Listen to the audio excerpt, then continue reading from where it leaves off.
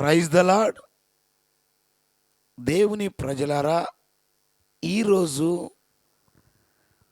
క్రైస్తవ సేవకుల గురించి నేను మీతో మాట్లాడాలనుకుంటున్నాను.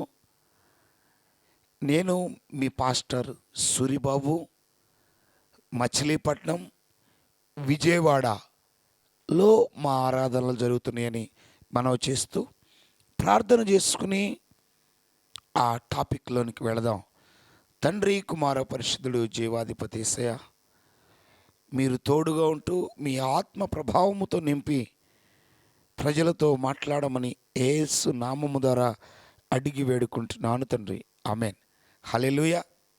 ముందుగా చెప్పిన రీతిగా క్రైస్తవ సేవకులు, ఈ రోజుల్లో దైవ సేవకులు, దేవుని చేత పిలువబడిన వారు చాలా తక్కువ మంది అండి. చాలా. ఎందుకంటే బైబిల్ సెలవిస్తూ ఉంది ఏమనంటే, నా జనులు జ్ఞానము లేని వారిగా ఉండకూడదు. హోషేయ గ్రంథములో దేవుని లేఖనం ఈ రీతిగా సెలవిస్తుంది. దేవుని ప్రజలు జ్ఞానము లేని వారిగా ఉండకూడదు. ఒకవేళ జ్ఞానము లేకుండా ఉంటే కొన్ని కష్టాలు వస్తూ ఉంటాయి. మరి ఈ మాటకి ఆ మాటలకి సాదృశ్యము ఎందుకు, సంబంధం ఏమిటి అని ఆలోచన చేస్తూ ఉంటే నీవు ఈ మాటలు వింటున్న నీవు గనక దైవ సేవకులను గురించి కూడా నువ్వు తెలుసుకోవాలి. అంటే దేవుని ద్వారా పిలువబడిన వారు ఉండరా అంటే ఉంటారు, కానీ చాలా తక్కువ మంది అని మనవి చేస్తూ ఉన్నానండి. వారి తల్లిదండ్రులు అంటే ఎన్ని రకాలుగా ఉంటారో సేవకులు, ఏ రీతిగా సేవకులుగా మార్చబడతారో నేను మీకు కొన్ని విషయాలు చెప్పటానికి ఇష్టపడుతూ ఉన్నాను దేవుని జనాంగమా. అందులో మరి కొద్దిమంది సేవకులైతే గనక వారి తల్లిదండ్రులు ఈ పుట్టినప్పుడు లేకపోతే పుట్టక ముందుగానే సేవకు అప్పచెప్పేస్తామని వారు మొక్కుబడి చేసుకుని, లేకపోతే అనుకుని, లేకపోతే సమర్పించుకుని ముందుకు నడిపించే విధానము ఒకటండి. అలా వచ్చిన సేవకులు చాలామంది ఉంటారండి. ఆ తర్వాత ఇంకొంతమంది అయితే గనక ఆ వ్యక్తులే ఆ పరిస్థితులను బట్టి, వారికున్న పరిస్థితి అవ్వచ్చు, దేవుని వాక్యాన్ని విన్నప్పుడు అవ్వచ్చు, అప్పుడు ఏం చేస్తారంటే వారు మేము కూడా సేవకు సమర్పించుకోవాలి అని చెప్పేసి వారికి వారే సేవకు సమర్పించుకుని సేవ చేసేవారు కొద్దిమంది ఉంటారండి. అదే రీతిగా ఇంకొద్దిమంది అయితే గనక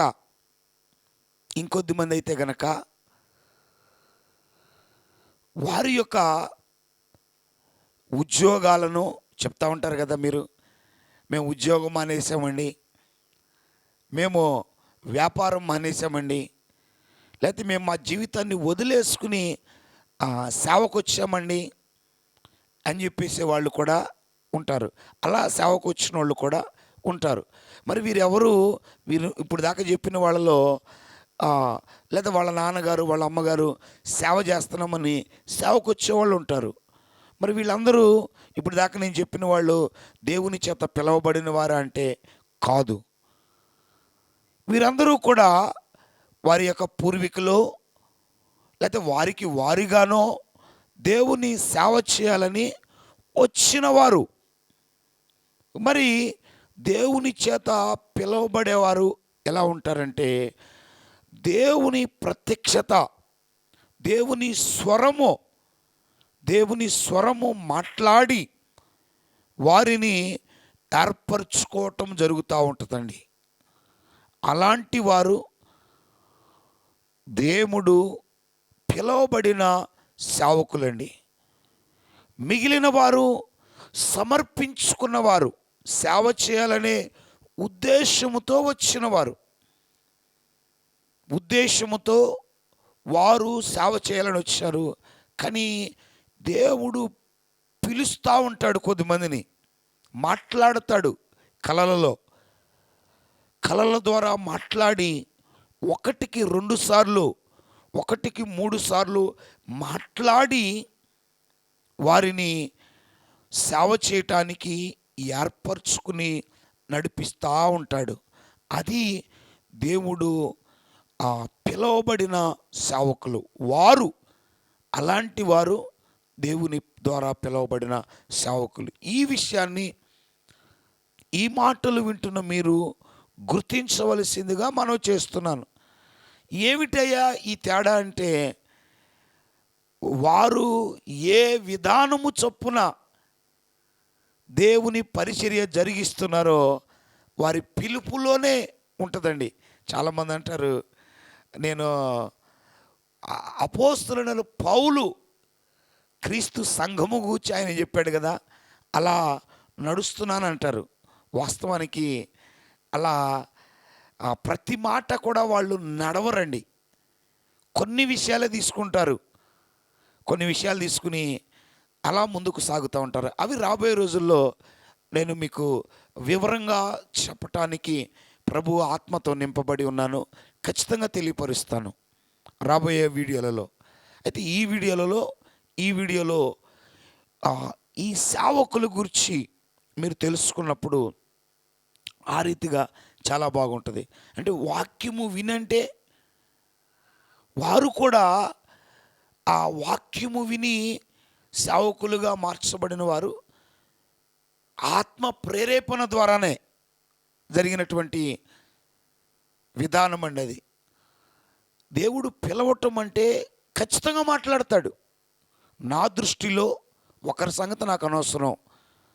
దేవుడు ఎవరితో మాట్లాడాడో, ఎవరైతే వారు నిద్రిస్తూ ఉండగా, నిద్రపోతూ ఉండగా, నిద్రలో కలల ద్వారా దేవుడు ఒకటికి 2 సార్లు, అంటే ఒక మారు కాకుండా ఒకటి కంటే ఎక్కువ సార్లు కలలో గనక ఆయన పని చేయమని నానా విధాలుగా ప్రభు యొక్క స్వరము, లేకపోతే ప్రభు ఆ కలలో సంఘటనను, దేవుని సేవ చేస్తున్న సంఘటనను గనక నీ కళ్ళ ముందుకు తీసుకొచ్చినప్పుడు, కలలోనికి తీసుకొచ్చినప్పుడు నువ్వు ఖచ్చితంగా దేవుని ద్వారా పిలువబడిన సేవకుడివి. లేకపోతే మిగిలి ఉన్న ఆ విధానాల గురించి చెప్పాను కదా, అలా ఏర్పాటైన సేవకులు అన్నిటిది గుర్తించండి. అంటే చాలామంది వెతుకుతూ ఉంటారు, మాకు పిలువబడిన సేవకుడు కావాలి, పిలువబడిన దేవునితో పిలువబడిన సేవకుడు కావాలి, ఎక్కడున్నాడని వెతుకుతూ ఉంటారండి. ఎందుకంటే నేను వారి కోసము ఈ మాటలు చెప్తా ఉన్నాను.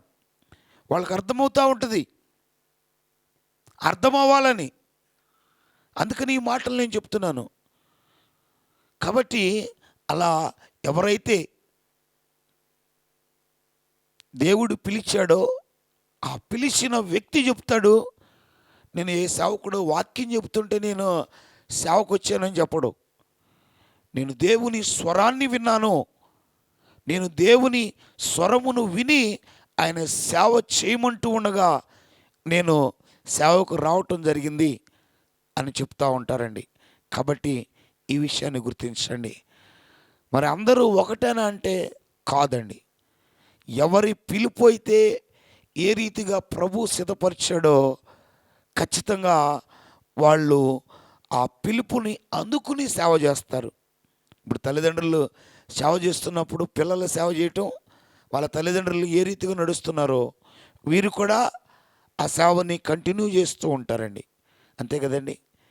లేకపోతే ఏ పరిస్థితిని బట్టి సేవకు సమర్పించుకున్నారో ఆ పరిస్థితుల్లో ఏ రీతిగా ఆ పరిస్థితులలో దేవుని నామ మహిమార్థంగా నడవాలనుకుంటారో అటు రీతిగా నడుస్తుంటారు. కొద్దిమంది కష్టాలను చూసి, లేకపోతే వాక్యము వెళ్ళట్లేదని చూసి సేవకు సమర్పించుకునే వాళ్ళు ఉంటారు. వారు ఇంకా వాక్యము విస్తారంగా చెప్పుకుంటూ వెళ్తారు. అది వాళ్ళు పిలువబడిన వారు కాదు, వారు సమర్పించుకున్నారు. దేవుడు పిలిచాడు, ఏ పని నిమిత్తము పిలిచాడో ఆ పని ఆయన ఉండి నెరవేరుస్తాడు. గాఢాంధకారపు లోయలలో చిక్కుకున్న ప్రజలను విడిపించటానికి పిలిస్తే ఆయన ఆ పిలువబడిన దైవ సేవకుడితో ఉండి గాఢాంధకారపు లోయలలో చిక్కుకున్న వారిని విడిపిస్తాడు. లేకపోతే రకరకాల ఆ విధానాలలో నశించిపోతున్న వారిని పిలవటానికి పిలిస్తే ఆ రీతిగా ఆ నశించిపోయే విధానం నుంచి విడిపిస్తాడు వాళ్ళని అందరినీ కూడా. అదే రీతిగా దయాలు పట్టిన వ్యక్తుల్ని మాంత్రిక తాంత్రిక శక్తులతో శిఖడ శక్తులతో పీడించబడే వారిని విడిపించటానికి గనక ఆ వ్యక్తిని దేవుడు పిలిస్తే ఆ పనిలో చాలా గొప్పగా దేవుడు వినియోగించుకోవటం జరుగుతూ ఉంటుంది అని మనం చేస్తున్నాను. ఈ విషయాలను మీరు గమనిస్తూ ప్రభు యొక్క కృపకు పాత్రులు కావాల్సిందిగా మనం చేస్తూ ఈ వ్యత్యాసాలను గమనించి ప్రభు కృపలో వర్ధిల్లవలసిందిగా మనం చేస్తూ దేవుడు ఈ మాటలను తన వినుకుడు ధర ఆశీర్వదించునుగాక. ప్రార్థన. Thank you lord. సేవకుల గురించి మీరు తెలియపరిచారు. ఏర్పరచుకోబడిన వారా, పిలువబడిన వారా అనే విషయాలు నా ప్రజలకు తెలియపరుస్తూ ఉండగా వారు మరింతగా మిమ్మల్ని అడిగి ప్రార్థనాపూర్వకంగా అనేక విషయాలను తెలుసుకుని జ్ఞానము కలిగిన ప్రజలుగా బలపరచబడుతూ నడవటానికి కృప చూపించి నడిపించమని యేసు నామము ద్వారా అడిగి వేడుకుంటున్నాను తండ్రి. ఆమేన్. Praise the Lord. మరి ప్రతి ఆదివారము మా యొక్క ఆరాధనలు మచిలీపట్నములో యేసుకృప మినిస్ట్రీ ద్వారా మచిలీపట్నములో ప్రతి ఆదివారం ఉదయం 10 గంటలకు ఆరాధన జరుగుతుంది. అదే రీతిగా విజయవాడలో ప్రతి ఆదివారం సాయంత్రం ఆదివారపు ఆరాధన జరుగుతుందని మనం చేస్తూ ప్రభు మిమ్మలను దీవించి ఆశీర్వదించి నడిపించునుగాక. Praise the lord.